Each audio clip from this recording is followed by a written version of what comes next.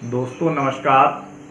आप देख रहे हैं आपके अपने YouTube channel CM Jha academy the learning channel. दोस्तों आज हम जानने का प्रयास करेंगे कि हमारे सनातन धर्म में जो 51 शक्तिपीठ हैं, इन 51 शक्तिपीठों का प्रादुर्भाव कैसे हुआ, इसके पीछे क्या पौराणिक साहित्यिक कारण हैं और बाबा भोलेनाथ का ये जो महीना चल रहा है सावन में 51 शक्तिपीठों के जो निर्माण हैं या अवधारणाएं हैं, जो जानकारी हैं, बाबा भोलेनाथ की क्या सहभागिता रही है, बाबा भोलेनाथ किस प्रकार से 51 शक्तिपीठ के निर्माण में अपना लीला, क्योंकि जो दुनिया के दुख हरने वाले हैं, जो दुनिया के किए हुए पापों को खत्म करने वाले हैं, जो दुनिया में जिनके वरदान से कभी किसी का अनिष्ट नहीं हो सकता, उनमें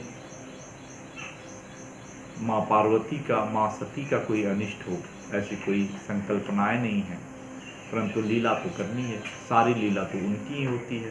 तो उनकी लीलाओं में एक लीला ये भी है जिस लीला पे 51 शक्तिपीठों का प्रादुर्भाव। कहानी आपने पहले भी सुनी होगी, कोई ज़रूरी नहीं है कि मैं पहली बार सुना रहा हूँ, परंतु ये ज़रूरी है कि इन कहानियों का पुराण के हिसाब से, जो वेद है, वेदांग हैं, उनके हिसाब से यथार्थ में सत्यचित्त रूप से आज शायद आप पहली बार जान रहे हैं। कुछ ऐसी चीज़ें भी होगी जो शायद आपने पहले नहीं सुनी, कुछ ऐसा निचोड़ निकलेगा जो उन वेदों का सार गर्भित तत्व होगा।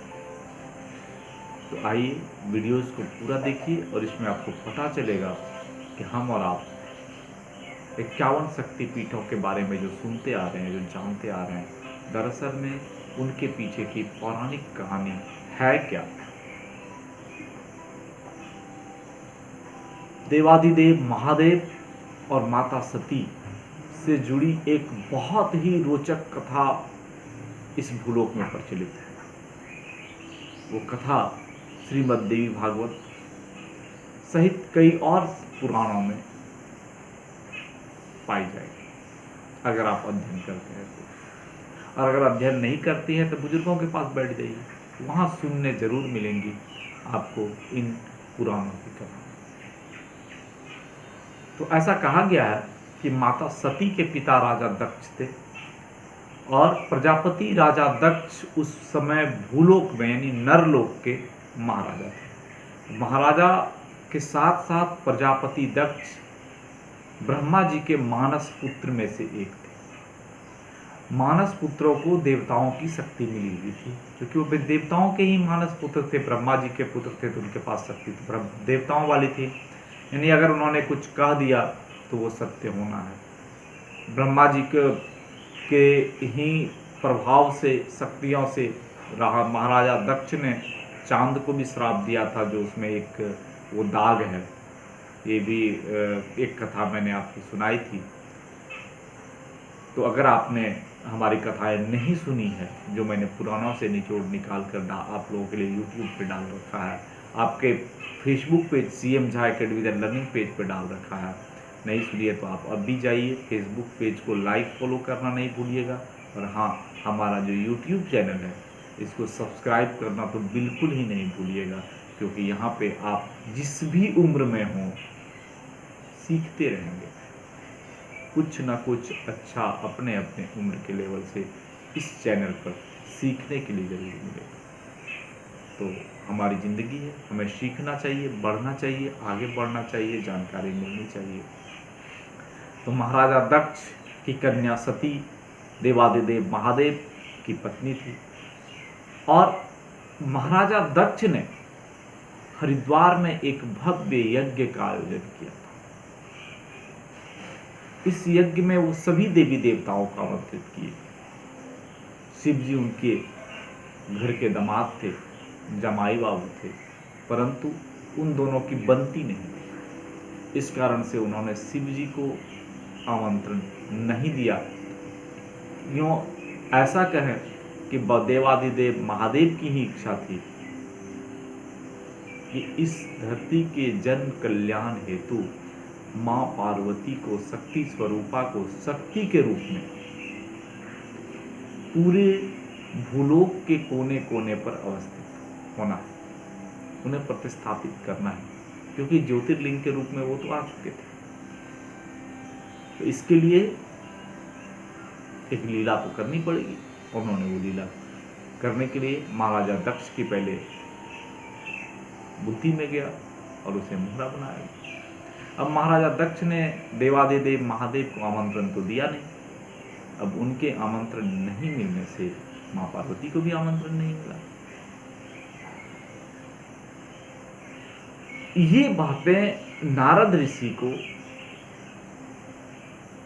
पसंद नहीं, या यूं कहें कि नारद ऋषि देवलोक, दानवलोक, मानवलोक, तीनों लोगों के बीच के कड़ियां थे, और कहा जाता है कि उनकी इन्हीं कड़ियों के कारण सारे जो कथा मसविराएं होती है वो उलट पुलट हुआ करती है।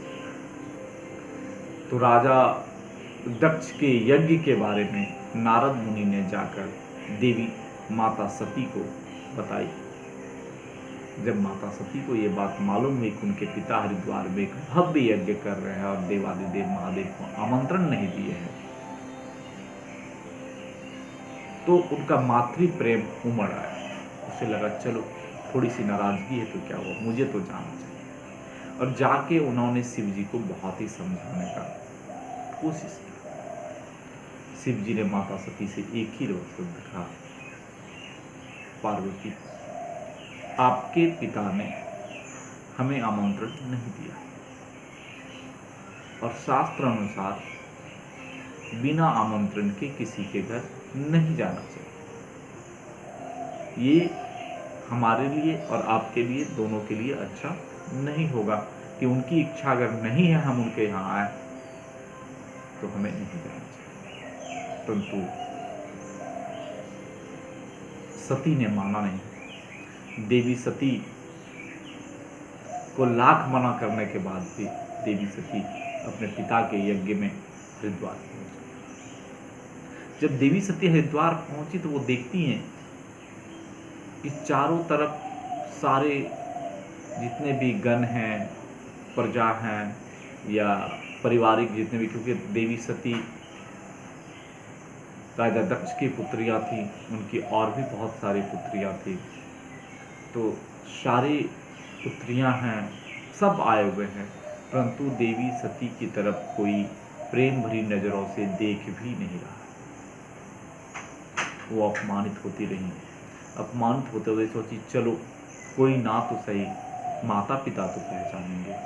माता पिता देवादिदेव महादेव के जो, और माता पार्वती के पिता राजा दक्ष अपनी पत्नी के साथ यज्ञ हवन कुंड के पास बैठे थे, यज्ञ चल रहा था और माता पार्वती उसी जगह पे, माँ सती उसी जगह पे जाके खड़ी हुई। ना राजा दक्ष ने उन्हें कुछ बोला और ना माँ ने। ये बातें सती को चुप। उन्होंने आकर सबसे पहले राजा दक्ष से अपने पिता, अपने पति बाबा भोलेनाथ को आमंत्रण ना करने के कारण इस पर दक्ष प्रजापति क्रुद्ध हो गए और भोलेनाथ के लिए अपशब्द शब्दों का भी प्रयोग किया। इस अपमान से पीड़ित माँ सती, क्योंकि उन्हें तो बाबा भोलेनाथ पहले ही मना कर चुके थे, माँ सती उसी समय उसी हवन कुंडली में कूदकर अपने प्राण आहुति दिए। अब भगवान शंकर को जब इस घटना का पता चला तो वो प्रचंड क्रोध से भर गए। माता सती उनकी पत्नी थी। माता सती ने शिव को प्राप्त करने के लिए बहुत सारी तपस्याएं की थी, क्योंकि शिव बहुत बड़े गृहस्थ थे। शिव में आडंबर नहीं था, शिव में दिखावा नहीं है, शिव स्वयं में परिपूर्ण है। तो वो बहुत बड़े गृहस्थ थे और माता सती से बहुत प्रेम करते थे और फिर शिव के साथ वैसा ही हुआ जैसा एक प्रेमी के साथ था। वो गुस्से में, प्रचंड गुस्से में भर गए और इतने गुस्से हुए कि उनका तीसरा नेत्र भी बोलता है तो उसी समय भगवान शंकर के आदेश पर उनके गण उग्र हो उठे।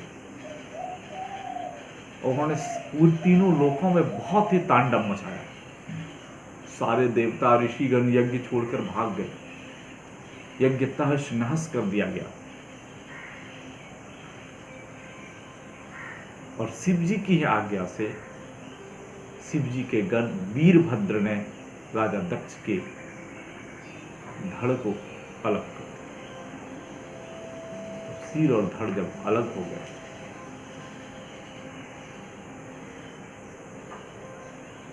तो राजा दक्ष तो वहीं पे पड़े रहे।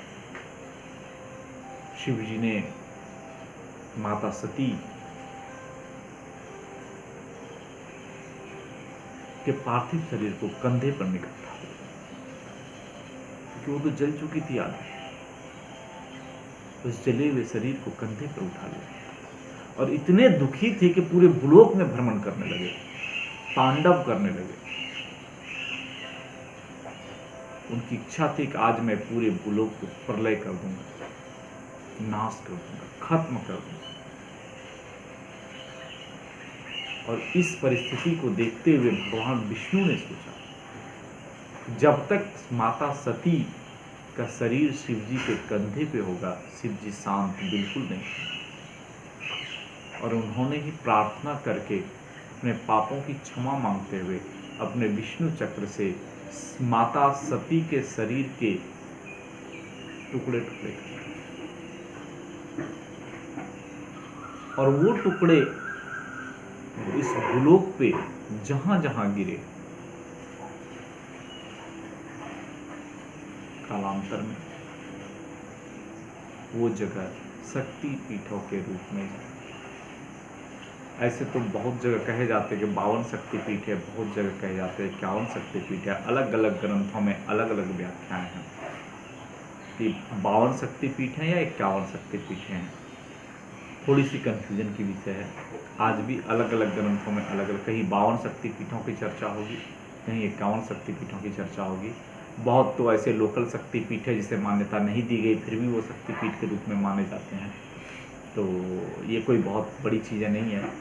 मेन जो रीज़न है कि माता सती के अंग जहाँ जहाँ गिरे हैं वो अंग शक्तिपीठ है। और उन शक्तिपीठों में ज्योतिर्लिंग के जैसा ही प्रभाव, शक्तियाँ और पूजा करने से, धर्म करने से, अनुष्ठान करने से वरदान देने की शक्ति। साक्षात माँ पार्वती इस भूलोक के जग कल्याण हेतु बाबा भोलेनाथ की महिमा से भूलोक को निवास कर। तो दोस्तों शायद आपको ये वीडियो अच्छा लगा होगा।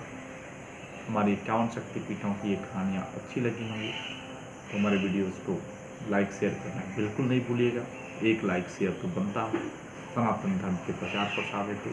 अगले वीडियोस में हम बताएंगे आपको कि जो 51 शक्तिपीठें हैं वो 51 शक्तिपीठें अभी इस समय इस भूलोक पर कहाँ कहाँ हैं और जिस जगह पे शक्तिपीठें बनी है उस जगह पे माता सती का शरीर का कौन सा अंग की पूजा की जाती या फिर आभूषण क्या किया, क्योंकि शरीर में अंग और आभूषण दोनों में जो भी जहाँ पे गिरे उनकी जगह पे एक शक्तिपीठ का निर्माण किया गया। आज इतना ही, विदा दीजिए अपने दोस्त इंजीनियर CM झा को। अगले दिन फिर मिलते हैं एक और वीडियोज लेकर जिसमें हम 51 शक्तिपीठों के नाम और जगह विशेष चर्चा के रूप में। तब तक के लिए धन्यवाद।